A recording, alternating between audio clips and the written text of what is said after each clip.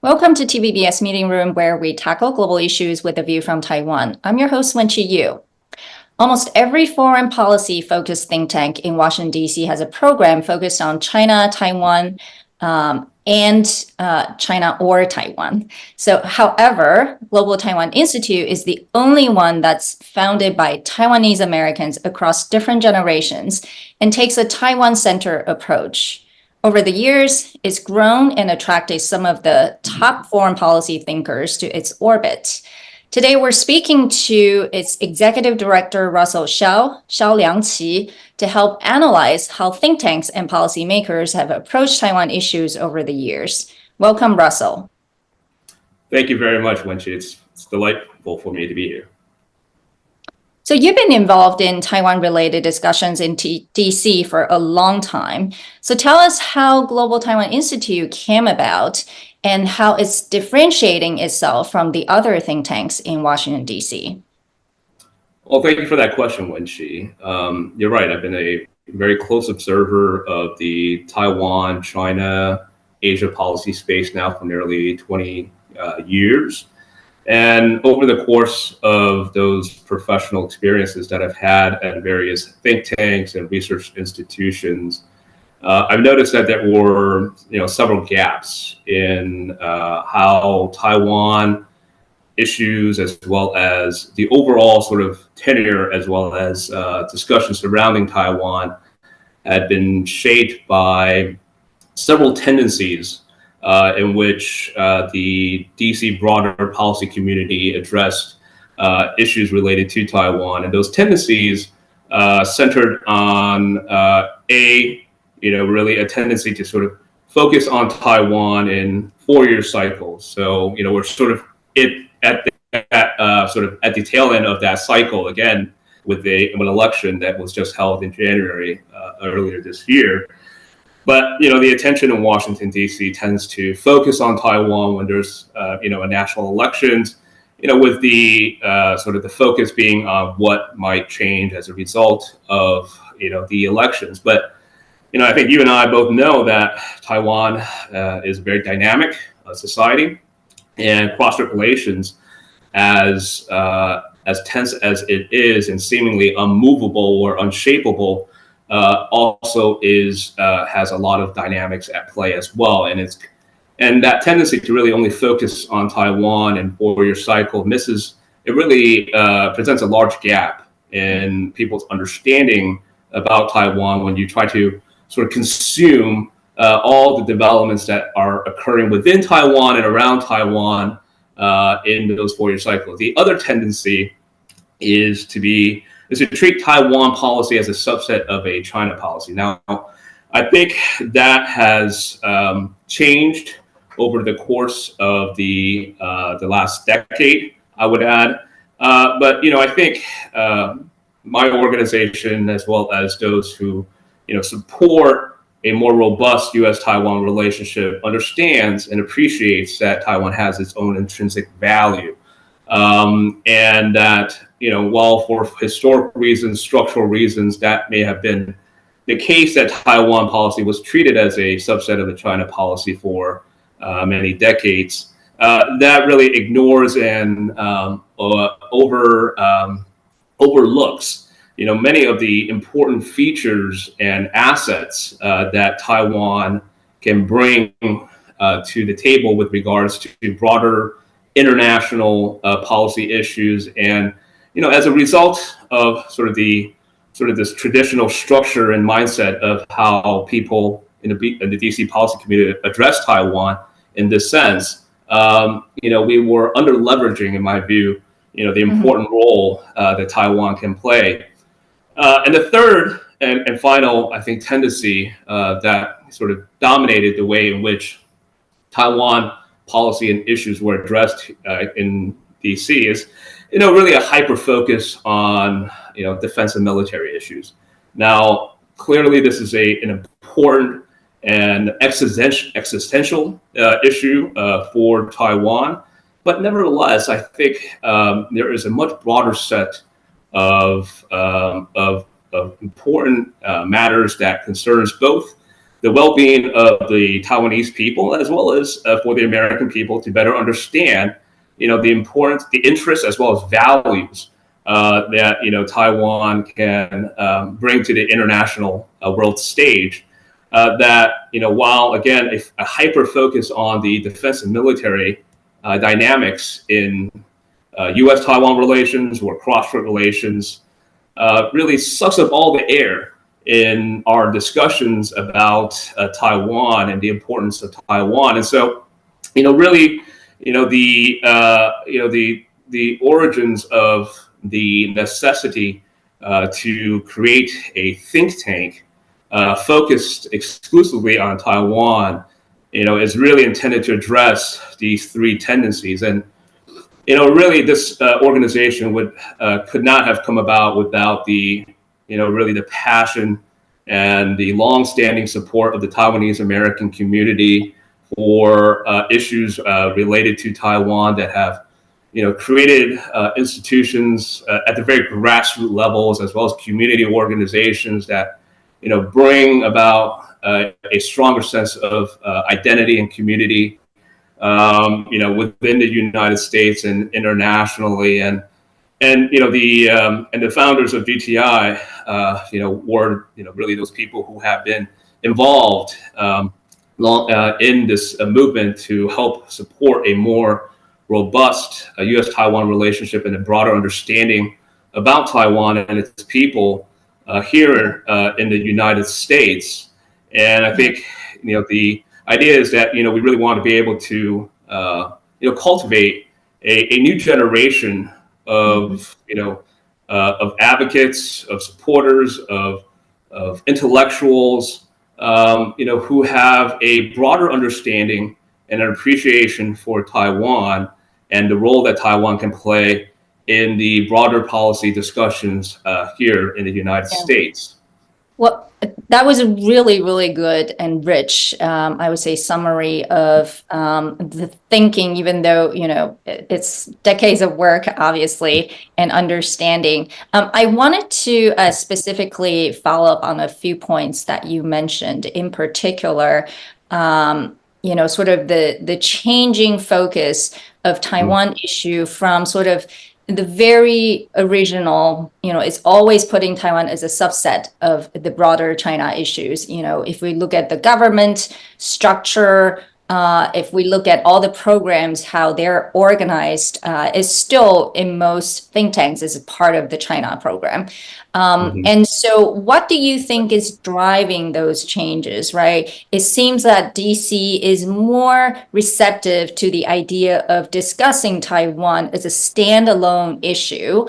As you mentioned, GTI was founded in 2016. Do you think the timing with, the Trump administration played a role? And then second, obviously, economic security has become a major tension point between U.S. and China, and therefore, Taiwan's technology, semiconductors, etc., also now is getting more attention. Do you think these are sort of the two driving forces, or are we missing something else? You're exactly right, Wenxie. I mean, I think just going back to your earlier sort of point about the structure of how Taiwan issues are addressed by think tanks and research institutions is that they tend to function as a subset of a broader sort of China approach or policy shop, and and that's reflected both not only in terms of the departments or institutions that have China programs and Taiwan is a subset of within those programs, but also in personnel, right? In terms of whether or not, even when there are researchers in those shops that have the Taiwan portfolio, they are spending the majority of their time, focused on China-related research, and and really a marginal amount of time comparatively with regards focusing just on Taiwan. And so, I think one of our competitive differentiators here at GTI is that, our researchers, our affiliates, our programs, are really focused Taiwan-centered and really intended to be able to really focus on Taiwan entirely. Certainly, its relationship with the People's Republic of China, is an important element of that, but it is not the defining element of that. And so I think that's a key point that I like to add. With regards to the changes in how Taiwan is addressed and talked about here in Washington, D.C., I really do think that there's been a profound change over the last 2 decades in perceptions about Taiwan here in the United States. This is reflected, I think, both in terms of the approach that you also underscored in how the U.S. Policy community addressed Taiwan as a standalone issue, or beginning to do so. And I think this is a function of, at least two key variables, right? The one of which is a growing awareness, within the American public about Taiwan. And this growing awareness is both comes from an understanding of the importance of the strategic value, of Taiwan's democracy, as well as its strategic value in a more broader geostrategic sense. This is also related in part to the concerns also within the United States with regards to the PRC's threats to Taiwan, but not only to Taiwan, but the broader Western Pacific as well, to U.S. allies and like-minded partners, and also the threats that it poses to the homeland of the United States. And I think this broader understanding that, the intentions and the capabilities that the People's Republic of China has been developing as not only it's not only focused on Taiwan, it extends beyond Taiwan, I think, contributes to a broader understanding about the importance of Taiwan, not only to, of course, the protection of democratic values, but the broader geostrategic interests that, stems from an understanding of the key role that Taiwan plays in the high technology supply chain, for one, the economic vibrancy of Taiwan and the dynamic US-Taiwan trade relationship. Oftentimes people forget the fact that Taiwan is, the ninth or eighth, largest trading partner of the United States. And this is an important dimension of the US-Taiwan relationship that often gets neglected or shortchanged in previous discussions about Taiwan, when, you really have this important linkages between the two economies that really goes towards the well-being and the economic vibrancy of the United States and Taiwan. And I think this broader understanding lends to a broader appreciation and important understanding that we need to widen the apertures of our discussions about Taiwan to be able to really better leverage this important and dynamic relationship in ways that can be mutually beneficial to both the Taiwanese people as well as to the American people.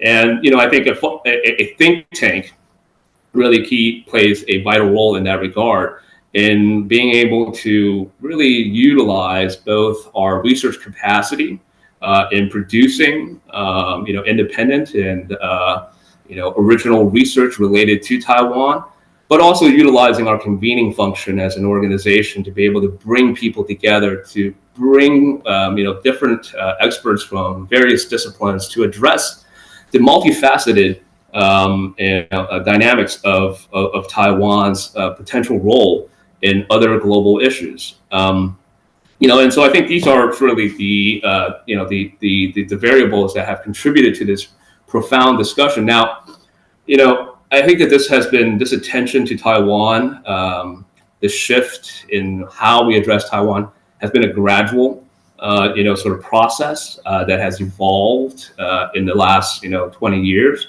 But it certainly has, accelerated, in the last 8 years. And that is, I think, a function of the changes in which the People's Republic of China has really sort of taken off its mask and really just dispense with all the pretenses of its peaceful intentions with regards to Taiwan. And while I think many of us in the analytical community that have focused on the People's Republic of China's capabilities as well as its political motivations have been trying to sound the alarm with regards to the impact of China's rise for the world stage. I think it's only been really in the last 8 years or so that the broader policy community here in Washington has really waken up to that reality, and you see that sort of that broader sort of contours of that change really stems from a recognition that the previous approach to trying to integrate China into the international institution, international world stage has failed, frankly speaking, and that it actually, as a matter of fact, the world has been changing as a function of China's rise, and Taiwan in that context really plays a very presents a very stark contrast to the type of model that the Chinese regime across the strait offers. And as such, I think there is a deeper and broader appreciation for Taiwan. And I think, a think tank like ours that's, again, exclusively focused on Taiwan can do a lot in being able to, to really to do the research, to go beyond the sort of the superficial level understanding of, say, soft power or areas of sort of hard power research, and dive into understanding really what are the sort of the dynamics that are shaping both issues within Taiwan, but more broadly, across the Indo-Pacific region, and then being able to translate that into the discussions that we are having here within the broader policy community in Washington, D.C., and hopefully, with greater accessibility and engagements with the international community, to also be able to help inform discussions outside of the United States as well. Yeah, I know you have a lot you want to share, but we may have to, pack it into shorter answers if possible. I do want to, really follow on this, issue that may be more challenging for you to respond, but you have to, which is, is there any difference between a Democratic and Republican Party approach to Taiwan? I think it's impossible not to notice how the Republicans tend to be much more outspoken in terms of their support for Taiwan. Can you explain, is that really the case, or is it just sort of acting out differently? What is your own analysis? Yeah, that's a great question, Wenchi. It's one that I think I'm often asked, and I never really have a perfect answer to address that. It's something that I also continue to closely observe and try to understand from an observer's standpoint.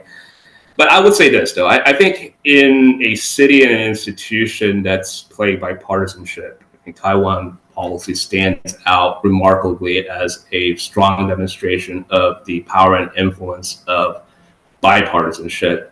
And bipartisan support for Taiwan, remains strong, and it remains a point of consensus that in a city where there are few issues on which the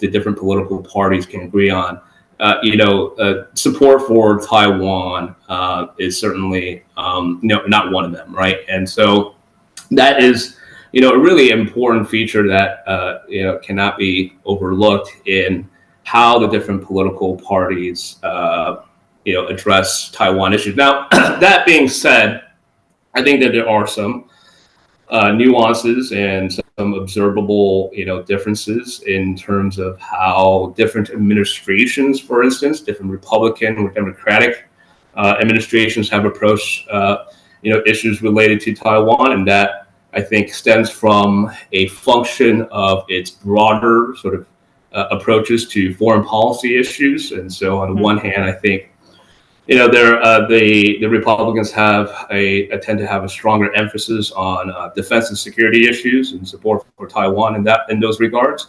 Whereas, I think the Democratic administrations, as well as Democratic Party in general, stand for a broader policy approach that emphasizes values in international institutions. And I think in terms of how the two political parties have placed their emphasis in how to support Taiwan are reflected in how different sort of initiatives are emphasized either in a Republican or a Democratic administration. Now, that also being said, just one final point on this is that I think that there's a greater degree of convergence now than ever before in terms of the policy approaches of the two political parties.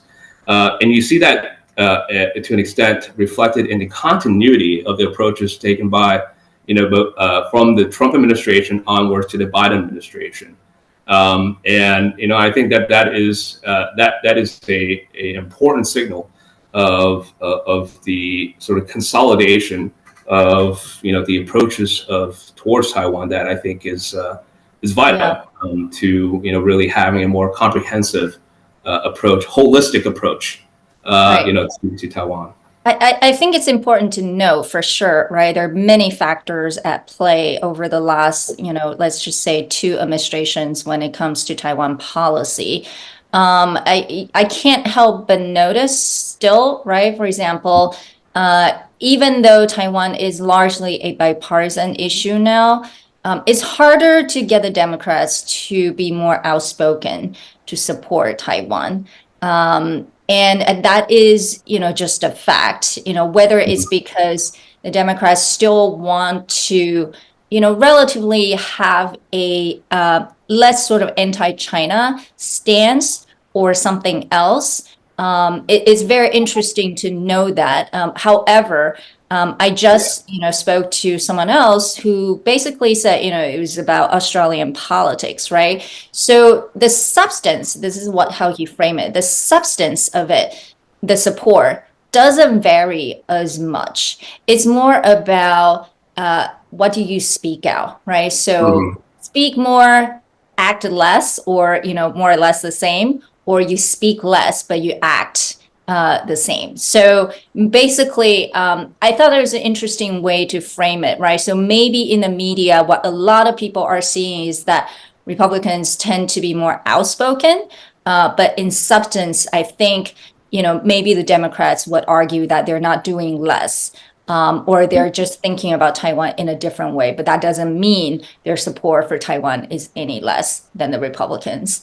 I thought that's an interesting point. That is a very interesting point, which, I'll just add a final sort of point to that also, which is that changes sometimes also as well. I mean, think about the fact, well, not necessarily in the same exact way, but in terms of being more outspoken and how the different parties approaches sort of vocalizing support for Taiwan. Is the fact that we have a Democratic president now that has stated openly 4 times that he would come to the defense of Taiwan if militarily, if the Chinese invaded Taiwan. And I think that is a remarkable demonstration of public support for Taiwan's defense that came from a Democratic president. So I do think, while traditionally, yes, the Republicans have been, vocally supportive of Taiwan, have stood in strong support for Taiwan's defense, to include also, statements made by, the President George W. Bush, who had also indicated previously that, he would do whatever it takes to defend Taiwan. But that, there are these convergences now that that I think again reflects on an important and often not emphasized enough convergence in our approaches.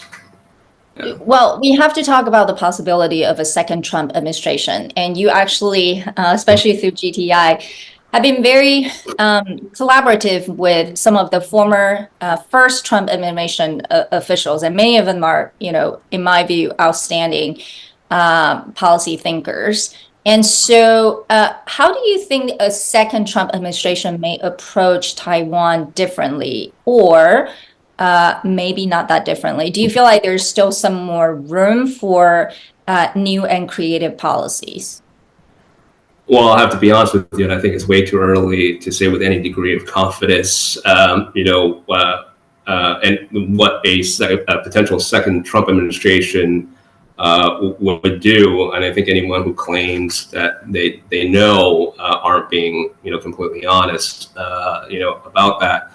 I mean, the former president thrives on uncertainty, and I think, that is a key element of his, approach to policy in general, and that applies to foreign policy as well. I do think it's important to be, if there were to be a second Trump administration, to really focus less about what he says and more about what he does and what his administration, and more importantly, what his administration officials do. And, I think you're right. Whatever one may think about, President Trump's own views with regards to Taiwan, and he hasn't expressed many of those views publicly, with regards to Taiwan. His administration, his former administration was staffed with a lot of, really, I think, really important and smart policy people that took, and then ultimately made the right call in terms of strengthening ties with Taiwan. Whether it is a second Biden administration or a second Trump administration, I think it's important to take a step back and look at the broader structural, issues that are going to shape, both whether it's a Biden administration or a Trump administration. That, I think it's going to be here to stay, for the long term.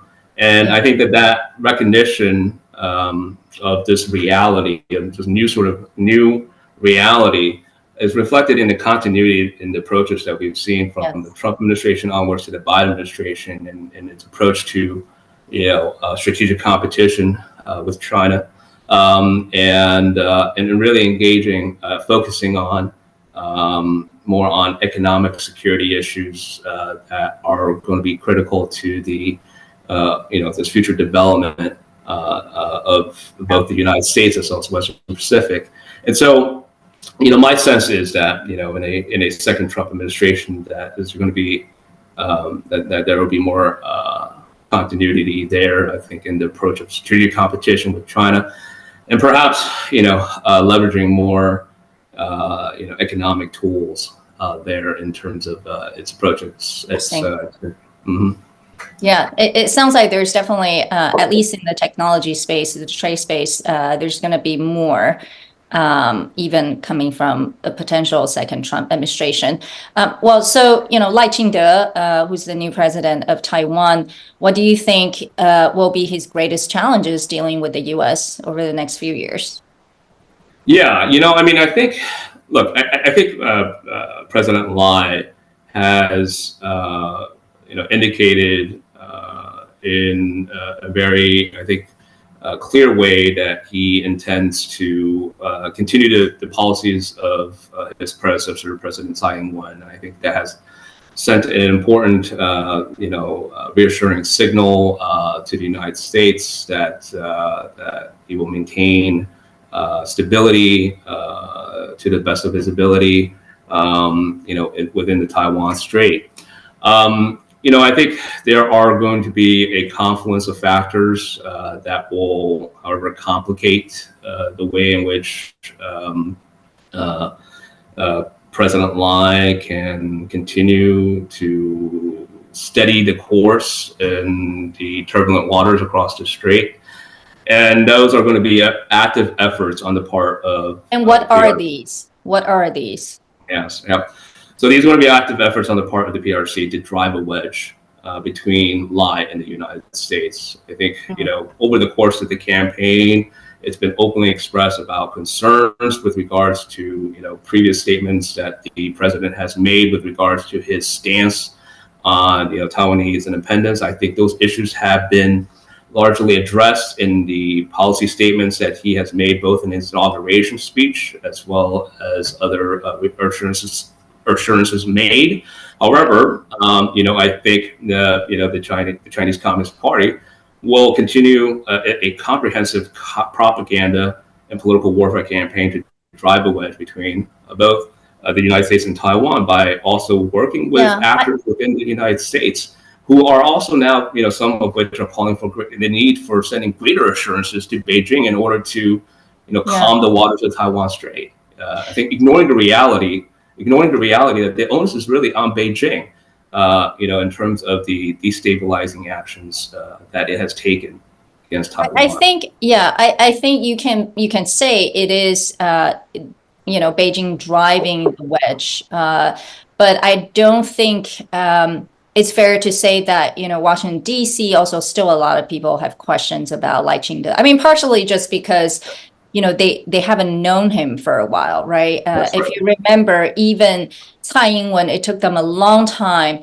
to actually eventually trust Tsai Ing-wen because of their distrust in the DPP and, the previous experience with Chen Shui-bian. So I think, at the end of the day, the DPP has to bear the burden. It takes a long time to regain or gain the trust, and it will probably take Lai a while as well to gain the trust, regardless of what Beijing is doing.